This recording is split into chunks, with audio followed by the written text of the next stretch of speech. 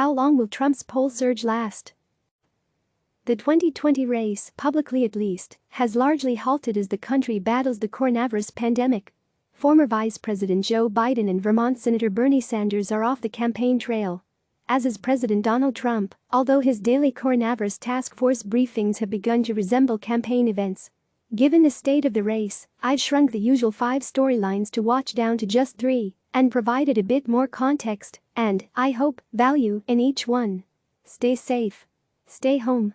3. Bernie still isn't going anywhere. With the Democratic primary effectively on hold until, at least, late April, and maybe later, Sanders appears entirely content to remain in the race, despite the decidedly steep delegate hill he has to climb to have a chance at overtaking Biden for the nomination.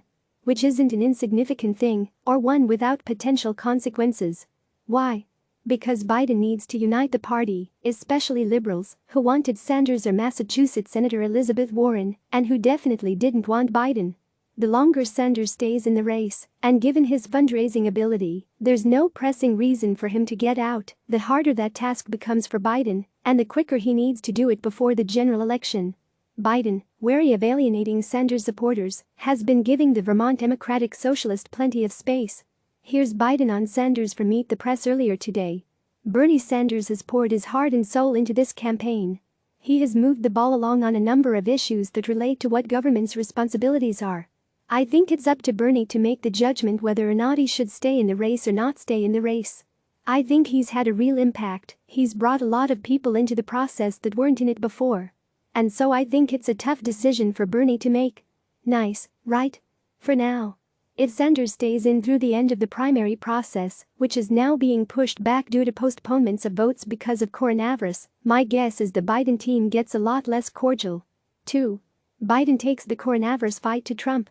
Grasping that President Trump is benefiting, broadly speaking, from the way he is perceived to be handling the coronavirus crisis, the former vice president's campaign is hitting back hard.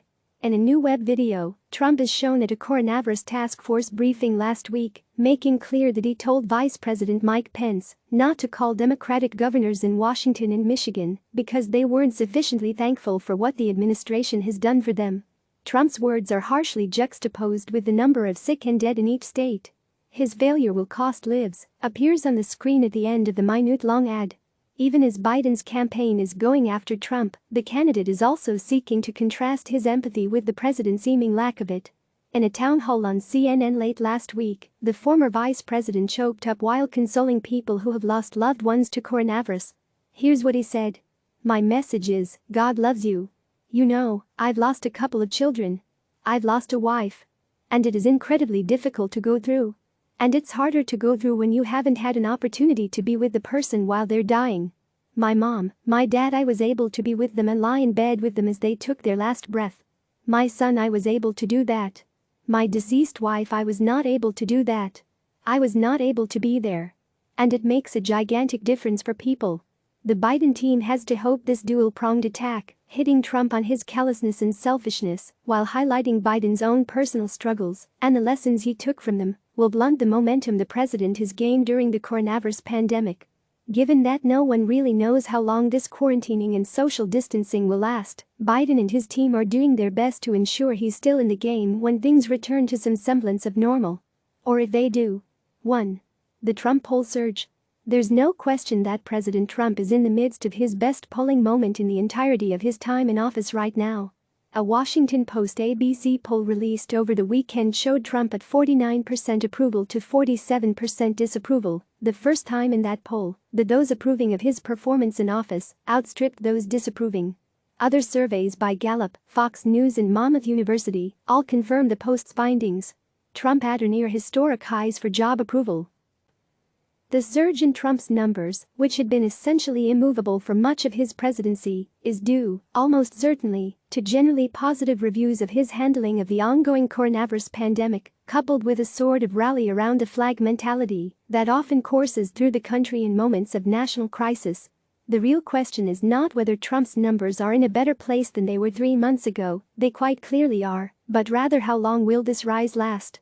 While there's no direct equivalent to what we are dealing with now in the modern history of the presidency, George W. Bush's numbers after the September 11, 2001 terrorist attacks are somewhat instructive. Bush hit 90% approval in a Gallup poll conducted 10 days after the attacks, his high watermark. His job approval numbers didn't dip below 50% again until May 2004, 2.5 years later. Of course, Trump isn't at 90% approval. He's at 49-ish%.